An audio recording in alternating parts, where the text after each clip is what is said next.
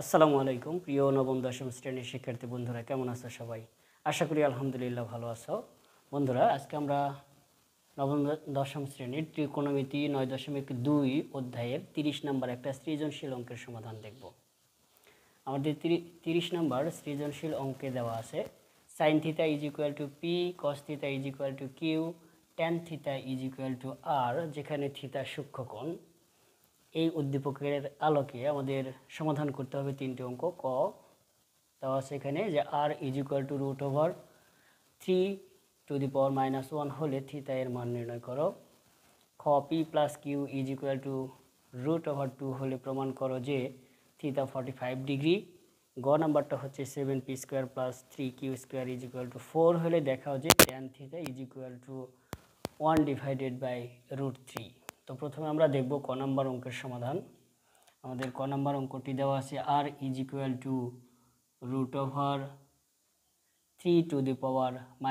হলে থিতা কোণ অর্থাৎ থিতা এর মান নির্ণয় করো। তো প্রথমে আমরা লিখব দেওয়া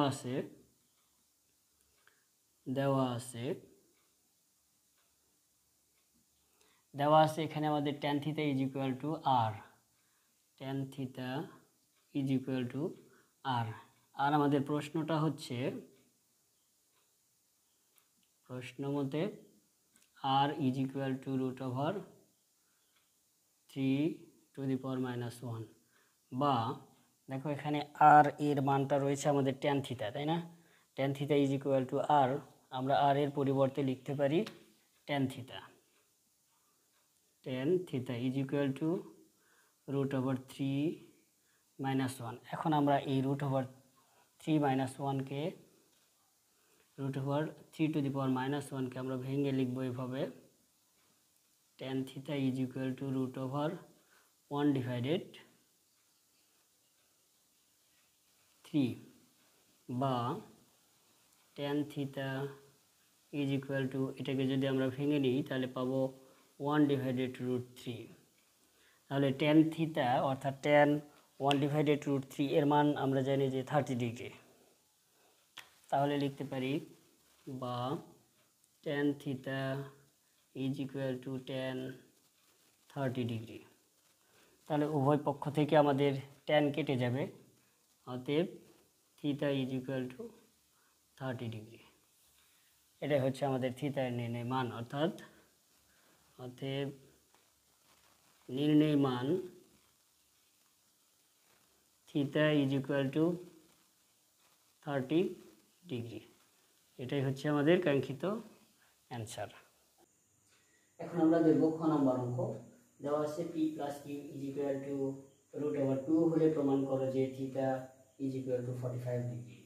তাহলে প্রথমে আমরা লিখব দেওয়া আছে sin θ = p, cos θ = q। তারপরে এই মানটা উঠাবো, মানে এই রাশিটা উঠাবো।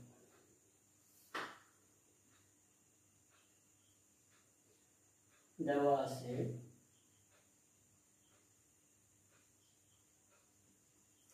sin θ = p এবং cos θ = q। তাতে প্রদত্ত রাশি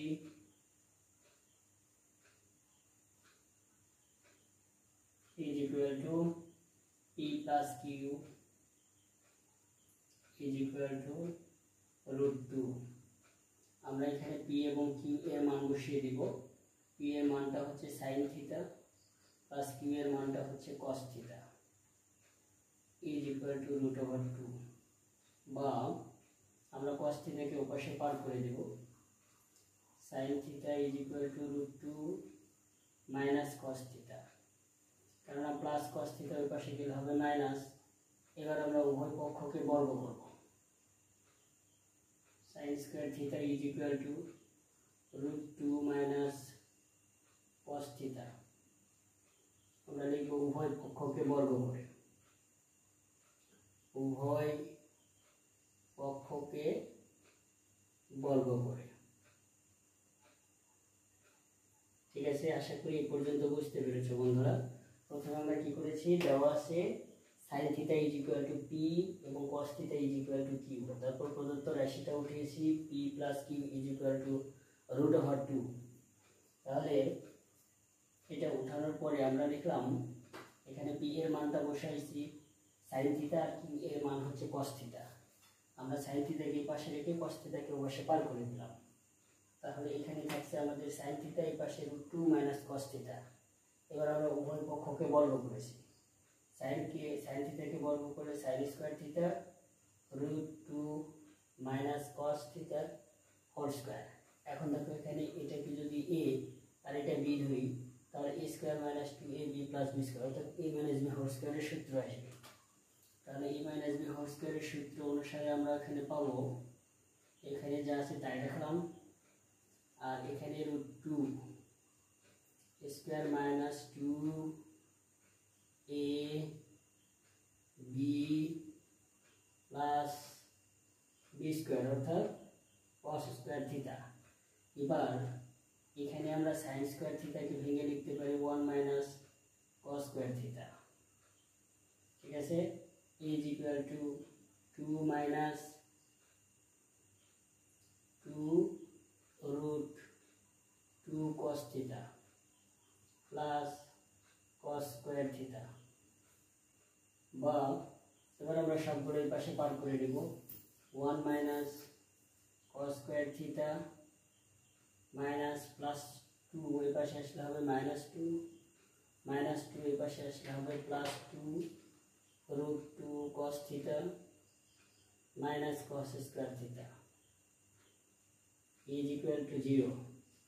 ঠিক আছে, বা দেখো এখানে আমাদের cos square theta cos square theta থাকছে আমাদের হচ্ছে আমাদের 2 cos theta 2 cos square theta -2 থেকে +1 বাদ যাবে, থাকবে আমাদের -1 অর্থাৎ এখানে থাকছে আমাদের -2 cos square theta +2 √2 cos theta -2 থেকে +1 বাদ যাবে, থাকবে আমাদের -1 = 0।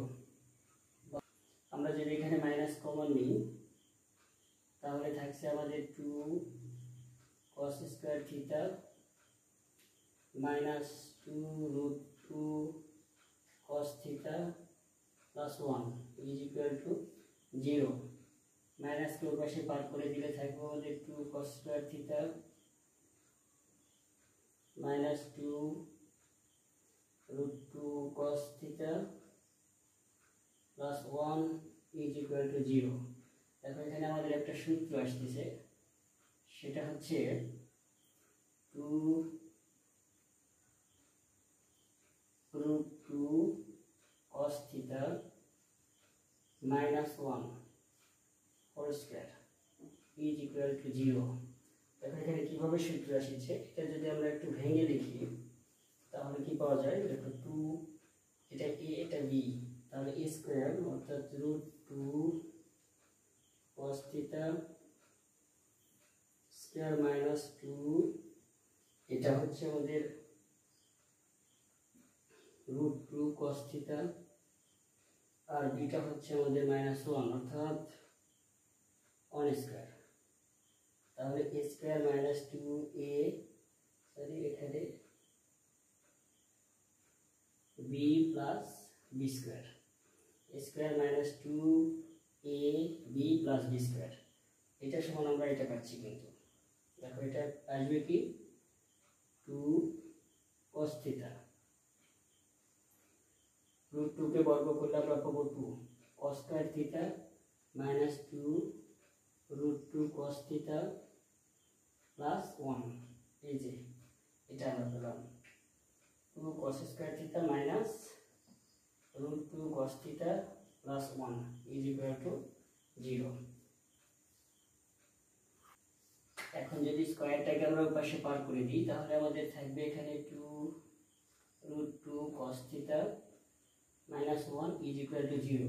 0 কে যদি বর্গ করা যায় তাহলে কি হবে, 0 হয় না, তো 0 কে যদি রুট করা যায় অর্থাৎ এই যে স্কয়ারটাকে যদি এই পাশে পার করা যায় তাহলে আবার 0 হবে, আর 0 রুট তো 0ই হয়, তাই না। এখন এখানে আমরা বা √2 cos theta is equal two -1 এর পাশে গেলে হবে +1 বা cos theta is equal two 1/√2 বা cos theta is equal two, আমরা জানি cos 45 ডিগ্রি সমান 1/√2, তাহলে cos 45 ডিগ্রি, cos cos কেটে যাবে, থাকবে আমাদের থিটা, অর্থাৎ theta is equal two 45 degree. প্রমাণিত। ঠিক আছে, এই হচ্ছে আমাদের খ নম্বর অঙ্কের সমাধান। এখন আমরা দেখব গ নম্বর অঙ্কের সমাধান। গ নম্বর অঙ্কটি বলছে এখানে 7p² + 3q² is equal two 4 হলে দেখাও যে tan theta is equal two 1/√3। তাহলে প্রথমে আমরা লিখব, দেওয়া আছে p এর মান এবং q এর মানটা উঠে নেব, অর্থাৎ sin theta is equal two p এবং cos theta is equal two q। এবার আমরা লিখব প্রদত্ত রাশি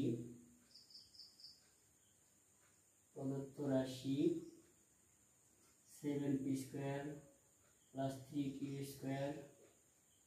ইজ ইকুয়াল টু 4, বা আমরা মানটা বসে নিব 7p², p এর মানটা হচ্ছে কি sin² থিটা, অর্থাৎ sin² theta plus 3 cos² theta is equal two 4, বা এখানে আমরা যে কোনো একটাকে ভেঙে নিব, অর্থাৎ cos² থিটাকে sin² থিটা বানিয়ে নেব। 7 sin² theta plus 3 1 minus sin² theta is equal two 4, বা 7 sin² থিটা প্লাস 3 তারা যদি গুণ করি, 3 1 গুণ করলে 3 3 প্লাস মাইনাসে মাইনাস 3 sin² থিটাকে গুণ করলে 3 sin² theta is equal two 4। ঠিক আছে, বা দেখো এখানে 7 sin² থিটা আর এখানে -3 sin² থিটা, থাকবে আমাদের 4 sin² theta plus 3 is equal two 4, বা আমরা থিটাকে উপরে পার করে দিব, 4 sin² theta is equal two 4 minus 3, বা 4 sin² theta is equal two 1। এবার আমরা sin² থিটাকে পাশে রেখে 4 কে পাশে পার করে দেব, বা sin² theta is equal to 1/4, বা আমরা sin বর্গকে রুটকে পাশে পার করে দেব, তাহলে sin theta is equal to √1/4,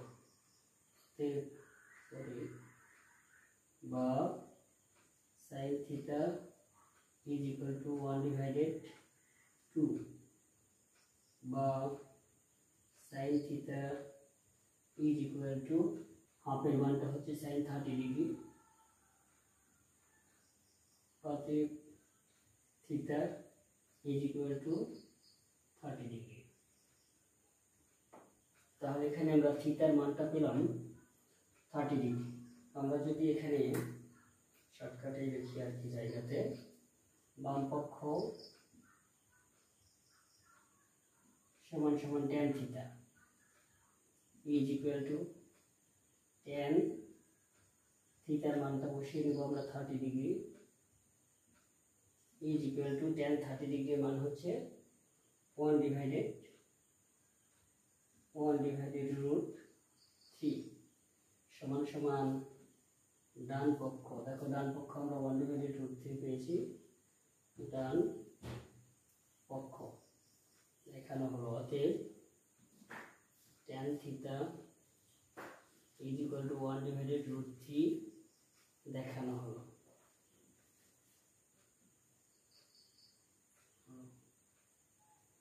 ঠিক আছে, এই হচ্ছে আমাদের গ এবং সেই সাথে ক খ গ তিনটা অঙ্কের সমাধান। ঠিক আছে বন্ধুরা, আজ এ পর্যন্তই। সবাই ভালো থাকবে, সুস্থ থাকবে। দেখা হবে, কথা হবে অন্য কোনো এক ভিডিওতে।